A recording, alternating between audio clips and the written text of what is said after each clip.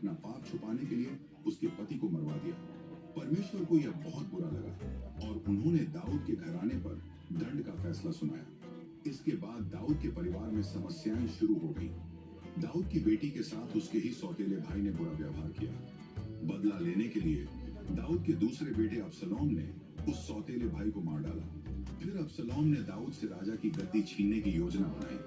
बहुत से लोग अबसलोम का साथ देने लगे।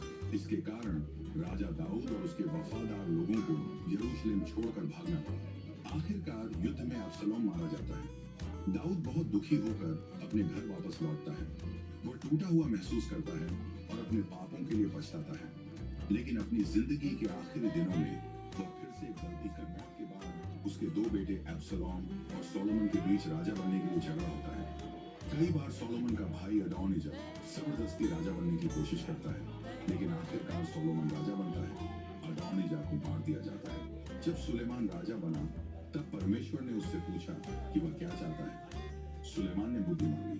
परमेश्वर ने उसे बड़ी बुद्धि, धन और सम्मान दिया। सुलेमान ने यरूशलेम में परमेश्वर के लिए एक भव्य मंदिर बनवाया और उसे बहुत धूमधाम से परमेश्वर को समर्पित किया। सुलेमान का मन शुरू में परमेश्वर के लिए था, लेकिन बाद में उसने सही मार्ग छोड़ दिया और दूसरे देवताओं की पूजा करने लगा। आखिरकार उसकी मृत्यु हो गई। उसके बाद उसका बेटा रहूबियाम राजा बना, लेकिन रहूबियाम ने मूर्खतापूर्ण फैसले लिए जिससे देश में लड़ाई छिड़ गई और वह दो भागों में बढ़ गया। रहूबियाम दक्षिणी राज्य यहूदा का राजा बना और यारोबियाम उत्तरी राज्य इजराइल का राजा बन गया। लेकिन दोनों ही राजाओं ने मूर्ति पूजा की जो परमेश्वर के खिलाफ